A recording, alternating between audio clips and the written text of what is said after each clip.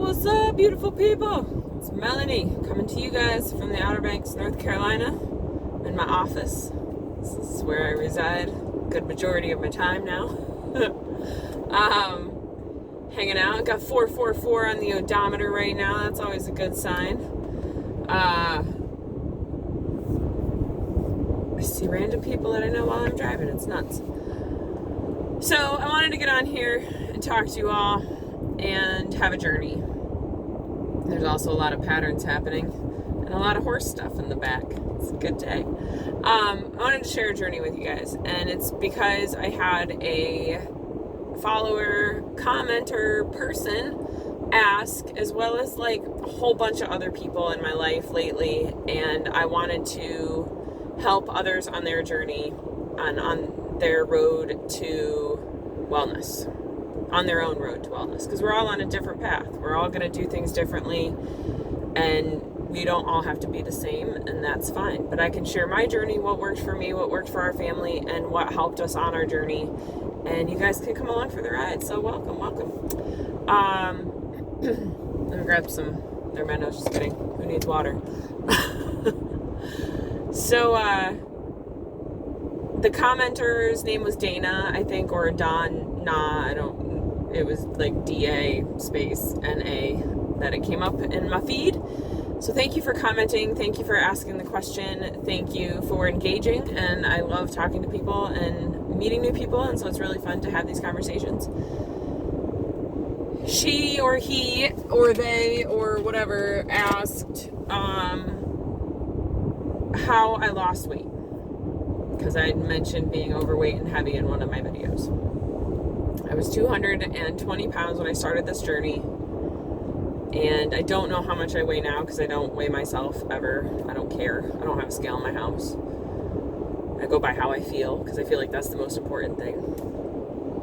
And I would say the last time I checked, I think I was at my parents' house, and I was like 138. I was 150 pounds when I was in the 6th grade. I always had this like extra layer of heavier, meatier chubbiness on top of my body. Mom's skill of driving with your thighs. Oh yeah. So that's a huge thing, to like be at such a lower weight. And I wasn't trying, my purpose in this journey was never trying to lose weight. I was never on a diet to look good. I was on a mission to heal my mind initially, which then healed my body, which then healed my soul. And it's a 3-part system that we're healing. We're not just healing the physical body. We have to heal the whole 3-part system. I was diagnosed bipolar 1 disorder by 3 different psychiatrists. Many different psychiatrists, but 3 big ones were University of Washington in Seattle, Duke Hospital in North Carolina, and Johns Hopkins. It was a former physician from Johns Hopkins that had moved to our town in upstate New York. He provided pro bono care, which was like so greatly appreciated. At the time, I went through severe post-traumatic stress after witnessing a man get his leg amputated at the knee, or partially amputated at the knee via motorcycle accident. 10 days later, I witnessed a woman hit a concrete pylon thing under a bridge going over the road, going 60 miles an hour in her like 1994 Plymouth Woody van.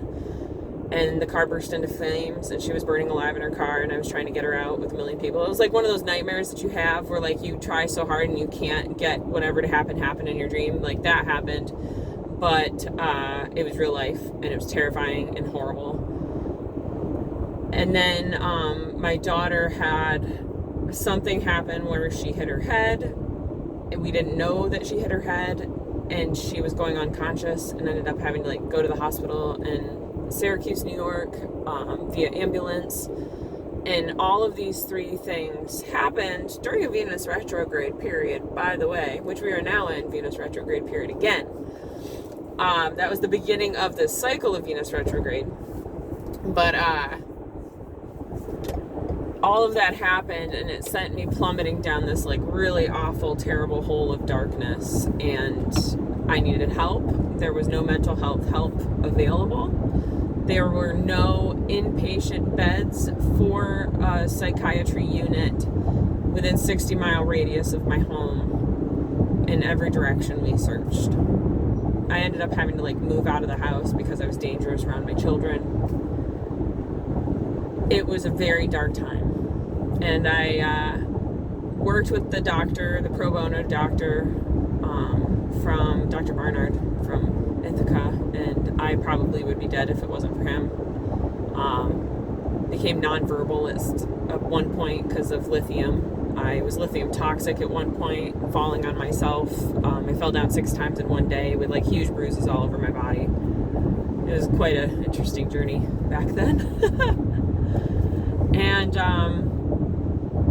Dr. Barnard got me onto lithium Wellbutrin, and then when I was nonverbal, it was about 2 weeks, and he added in Adderall, and that brought me like some kind of stimulation back to life, to this world again. And I don't really even remember that time period. In January of 2015 or 2016, I started getting the nudge spiritually that there was some connection to the food I was eating and the health issues that I was having. It blows my mind that I was 31 years old and it had taken that long to make the connection. So that, like, number one goes to show you the system is not in your best interest, because if you had this knowledge, you wouldn't be in the system. I got this nudge, so I started doing research and pulling up as many articles as I could find. I didn't have a job at that point, so I had plenty of free time on my hands and was searching and searching and searching, and I could not find any articles that were relating diet to mental health and improvement in mental health. Nothing. I found a study out of Canada of industrial farm pigs that exhibited bipolar symptoms when they had nutritional deficiency, and when they were fed a nutritional supplement, they no longer experienced any of the symptoms and were totally fine, normal industrial farm pigs. And so that started the wheels turning in my head. And as we were driving down to the Outer Banks, I remember having this conversation with Chris, and he probably won't remember, but I do, saying, what if we're meant to eat the food that's growing around us? What if we're meant to eat the meat? Because at that point I was a meat eater.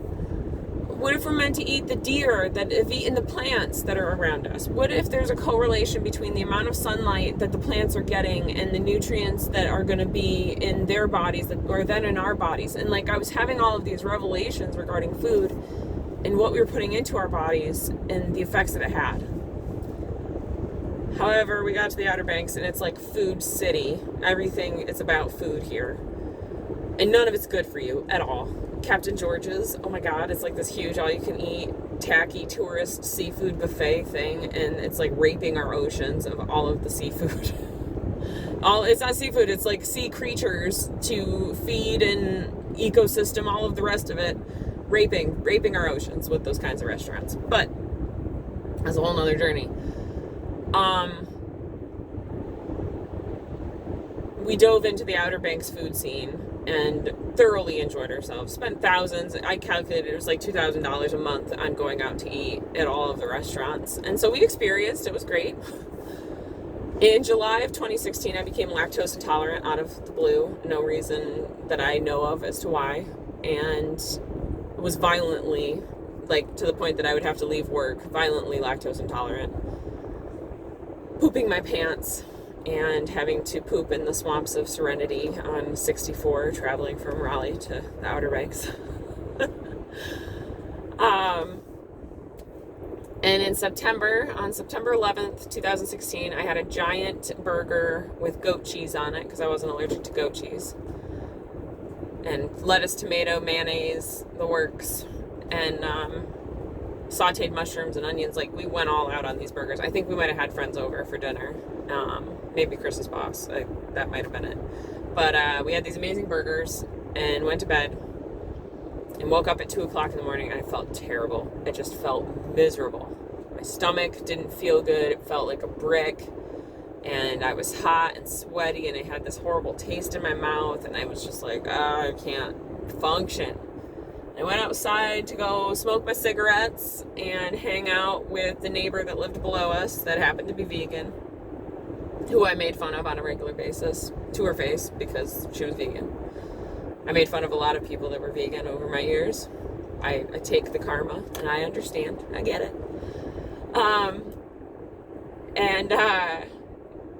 I said, man, I'm so sick and tired of feeling sick and tired. And she goes, well, go vegan. It's like, I am a nurse. Nothing's like that's gonna work. If it did, I would know about it. Like, they want to heal people. And she's like, obviously you have the wrong resources that you're getting your information from. Here's a couple doctors, Dr. Barnard, and Dr. Greger. Go check them out. So I started YouTubing, I started reading articles, and having my mind blown minute after minute that I spent submerged in that information. 5 hours later, I'd come to the conclusion that I needed to try. I needed to go vegan for 30 days, see what happens. And that was a suggestion from this woman. See what happens. If it doesn't work, go back to the way you were living. If it works, you have something really exciting and a huge journey ahead of you, and just take it and see what happens. And I went upstairs and I was really excited, and I told Christopher, and he was like, no, F no. And I will never do that. And I said, please, I've taken all of these meds for years trying to fix myself. I don't want to be here. I don't want to be alive. I feel miserable. I'm sleeping 16 hours a day when I'm home, and I'm not even here when I am here. I feel like a zombie. I want to die. I don't want to do this anymore. So please try this with me. And that was after like 3 days of heavy arguing, I'm going to divorce you kind of stuff. I finally came to that conclusion with him, and he couldn't say no to that. I really tried. I'd gone to all the therapy. I'd gone to all the psychiatrists. I'd done everything to try to fix myself the way that the medical industry told me to do, and it wasn't working. And so we took the plunge on September 12th, 2016, and said we will eat everything that is vegan. And so we ate vegan Ben & Jerry's. We ate vegan Gardein chicken tenders that almost tasted like the real crappy chicken tenders that you get, and I could eat a whole bag of them because it was only like 550 calories.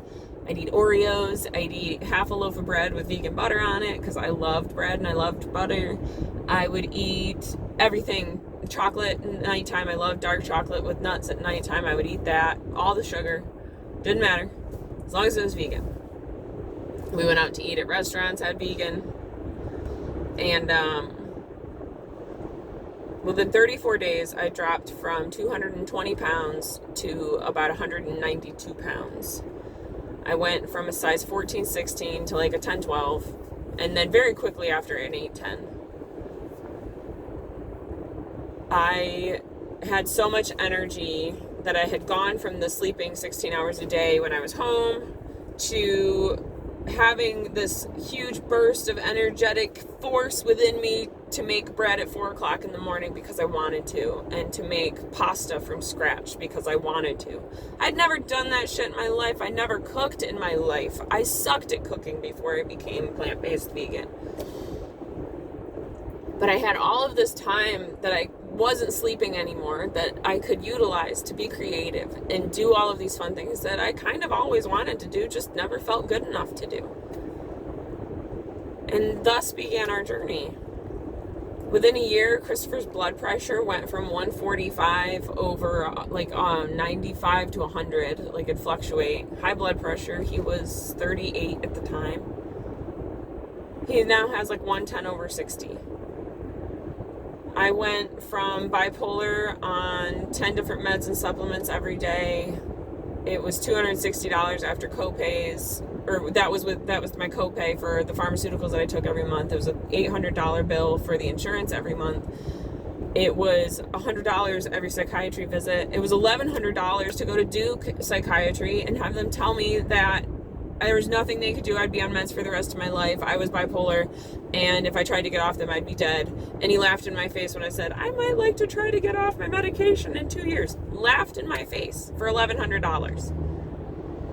All this crazy money that I was spending, started investing in the food that I needed to be eating all along. Not the Ben & Jerry's, but that's a different story. So we went through crazy detox symptoms. We went through crazy reactions. I went through the most severe headaches I've ever had in my life. I went through horrible bouts of diarrhea, and the shit that came out of me was like terrifying, like black, awful shit in the toilet. I went through one of the worst stomach flus I've ever had in my life with my whole entire family. But I still, every day, felt better than I did the day before. And maybe some days it was only a very smidge amount, but I would like actually analyze and like line up and say, wow, you know, like I feel way better than I did 3 weeks ago. Like I might be sick right now, but I'm able to wash the dishes. I wouldn't have been able to do that before. There were always these little steps that were showing me that I was on the right path, because a lot of people that do change their diet and they go to something very extreme, especially in an extreme way like we did. We did the overnight. We didn't do it gradually. It was an overnight change. So we went through extreme detox reactions, parasitic die-off reactions, all of those things. And I don't recommend that pathway for people. It might be good for people with really addictive behavior, but you will feel the pain from that type of cutting all that stuff out. Every year got better and better. My health has improved every year, better and better. I went through a really healthy spell from 2017 to 2018.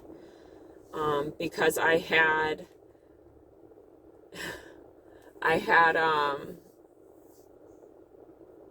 we didn't have enough money to go out to dinner, and we didn't have enough money to splurge on the exciting snacks and stuff when it came to vegan. Well, not vegan at that point. I was whole foods, plant-based, totally gluten-free. The only sweeteners that I ever allowed anybody to have, no matter if it was on vacation, it didn't matter. It was like dates and freaking maple syrup. We didn't mess with anything else. I drank 4 grapefruits a day worth of juice. I hand juiced it myself. I did green smoothies all the time. I had the best skin of my life. I felt the best that I've ever felt in my life. Some nights I slept 4 hours and was like ready to go. And now my diet's not that strict because I felt like it removed a little bit of my freedom and sanity and all of those things.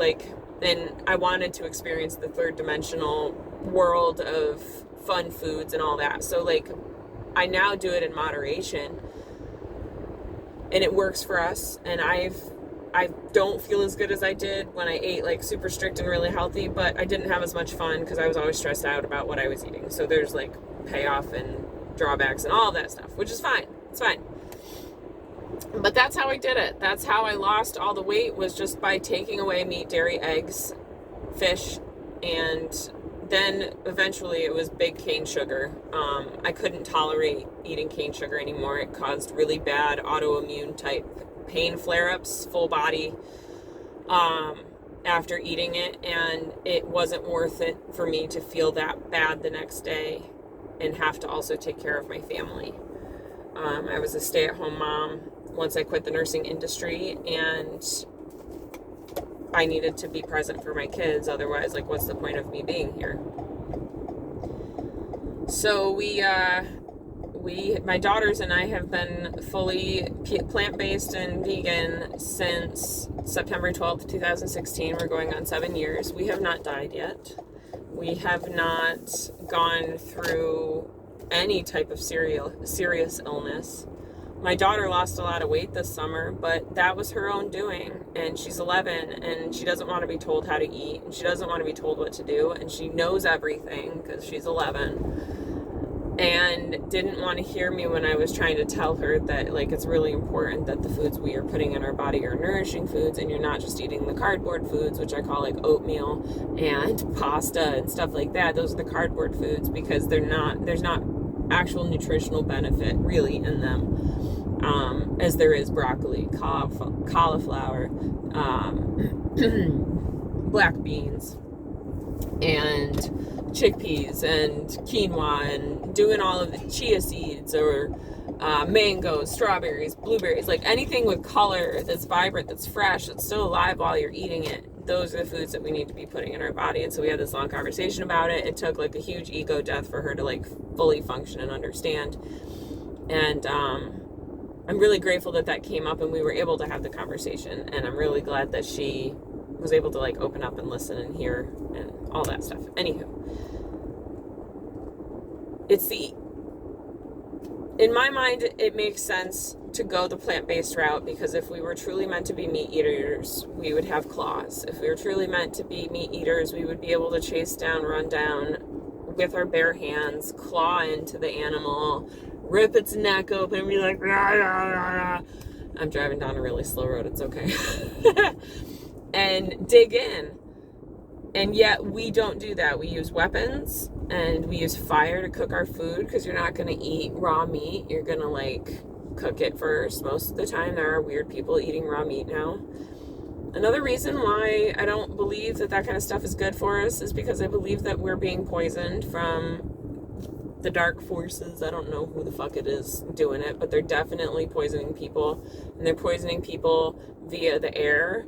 Chemtrails is a real thing. They're poisoning people through the water. Fluoride in your water is a real thing. And they're poisoning people through the pollution that they keep packaging all these fucking Doritos and Pringles and trash and all that stuff, and it just floats around, and the PFAS that come off of that, like, it's fucking pollution everywhere. Everything is polluted. It's just madness. And so when you eat the plants, you're getting it first once through the plants, and then once you when you're eating it through the plants, that's like the first time you're getting exposed to it. But if you're eating it through the meat, you're getting exposed to it from the meat eating the plants, or the meat eating the meat that ate the plants. And so it's like eating shark meat, that you're going to have like the highest mercury content, because you're consuming something that's already consumed others or other things that are toxic, and they themselves are toxic just because they're in the toxic environment still. Like, it's a big shit show. And I feel like when we eat all of these toxic substances, our bodies are trying to save itself, so they pour all of that toxicity into fat deposits away from your vital organs to keep your vital organs from dying and getting harmed. This is not where I live, by the way. This is just me hiding in a neighborhood so that my kids don't find me, so I can finish this video with you guys. We only got like 45 seconds left. So that's a little bit of my journey, and I hope that answered your question. I've been telling this story a lot lately, so I guess I'm putting it into video format again for you guys, so that you know how to make changes for yourself. The biggest changes you can make are eat the colorful foods, the plants. We have these kinds of fingers to pick the fruit, peel the fruit. We have these kind of teeth to mash into the fruit, all the yum-yums. And we have the digestive tract to process the fiber. Big cats, 6 to 9 foot digestive tract. Ours is 30 some feet. They can't process fiber. We can. That's the difference. Anyways, I got to leave you all with that. I'm running out of video space. So much peace, so much love, so much namaste.